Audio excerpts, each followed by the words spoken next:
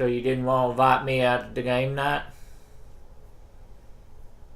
I suppose that's okay. I mean, after all, I'm not doing nothing. Just sitting here with big trouble. She don't take no offense to it.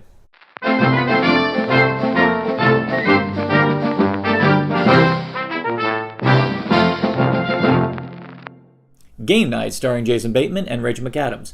This is one of those comedies that pretty much lives and dies by the premise. It takes a lot of imagination and a lot of planning and a lot of really strong comedic instinct in order to make the premise work.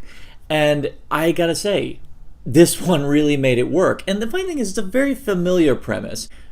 Is something actually what it intends to be, or is it something drastically different? And it carries this all the way through. I suppose I'm going to have to get into some plot on this one. Rachel McAdams and Jason Bateman play Max and Annie, a couple who have bonded over the years on their competitive spirit. They love games, they love competing, and that's something that makes them such a fun couple, and they have a bunch of friends and they gather for game nights all the time.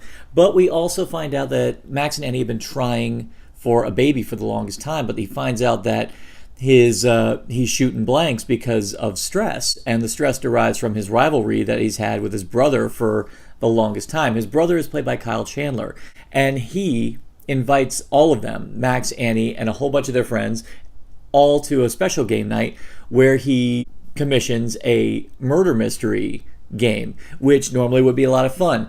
But on this night is also the night when apparently the brother actually winds up getting kidnapped. This movie actually does carry this premise all the way through, and even has little points where you can legitimately believe it being one thing or another. And that's a good place to be, where it has you constantly second guessing yourself as to what this movie is. And there's some incredible twists and turns because of it. And the best part is about a premise like this is that it could be played in any kind of genre. Hell, one of the best thrillers of all time was The Game, starring Michael Douglas, and the whole thing about that movie was the ambiguity of whether or not what he was seeing was a game or not. And this one just takes that similar premise and makes it comedic, and the jokes fly, and they fly hard.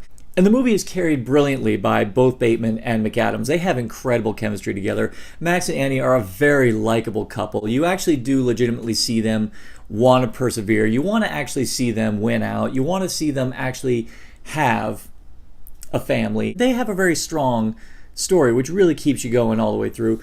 But I gotta say, as an ensemble comedy, it is infinitely wonderful. You have one couple who have been together pretty much ever since grade school, and they have a hilarious little arc involving a little dalliance one of them had on the side, and it leads to a very funny resolution and a very unconventional way to resolve this particular type of story that you've seen done in other movies.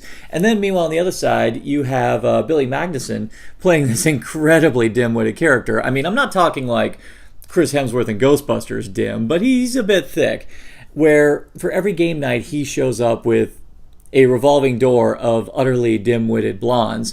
And then this night, he decides to bring the complete opposite, a woman who's more his age, who's incredibly intelligent, and also Irish. And they have a great little back and forth, too. So there's a lot of great character work in this movie, and it's a blast. But I got to admit, the scene stealer is freaking Jesse Plemons as this socially awkward police officer who's also the neighbor to Max and Annie. And every time you see him, particularly early on in the movie, he's carrying this adorable white dog. He's that awkward guy who you don't want to invite to parties because he definitely makes things incredibly awkward for everyone around him. But at the same time, he's one of those guys who is well-meaning and doesn't deserve this kind of treatment. But unfortunately, he does tend to add an air of awkwardness to the room. But he keeps popping up in the movie, and it is hilarious every time you see him. So he's a major scene thief in this movie. And the funny thing is, even though this is a screwball comedy, and it has a lot of dark comedy edges to it, and it has a very strong focused grasp on the tone, the thing I gotta say, it's also insanely well made. The one cool thing I noticed, first off, they do these great wide out shots, which make the neighborhoods look like maybe say the game of life or something like that. It makes it look like a board game. And it looks really cool. And then it pulls in and then you see it's real. There's one particular sequence which is shot very De Palma-esque, but it's very action movie style. There's a sequence where all the characters, everyone who participates in game night, is doing this chase through this mansion. And it's actually done in one continuous shot. It's such a frantically paced sequence, and the jokes fly, and they fly well, and the scene is incredibly well paced. And because the movie took the time to really make all the characters really likable and very enjoyable, it's a fun, frantic sequence that pays off at the very end.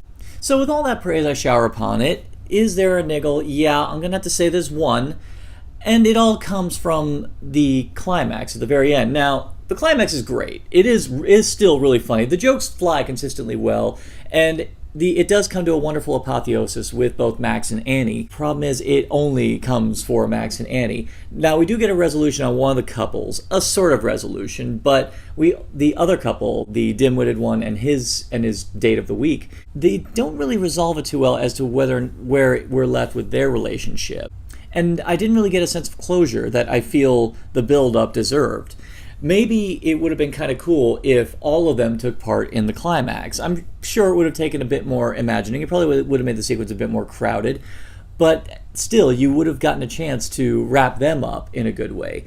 That still doesn't stop it from being extremely entertaining. So that's the big con of the movie. But I don't mind a con like that being in a movie like this, because you go in and you don't really expect this one to change your life. This isn't one of those influential comedies. This one just sets out to be a great comedy with a great premise, with really funny actors, with really strong filmmaking techniques that you would want to watch with your friends. Maybe if you have a game night of your own and you want to wrap it up with some kind of fun comedy that you guys can just grab a couple of brewskis and just knock them back while you're watching. That's what this comedy is, and it's great. So when I have that in mind, I have absolutely no reluctance in giving Game Night a Narcotic Casserole rating of...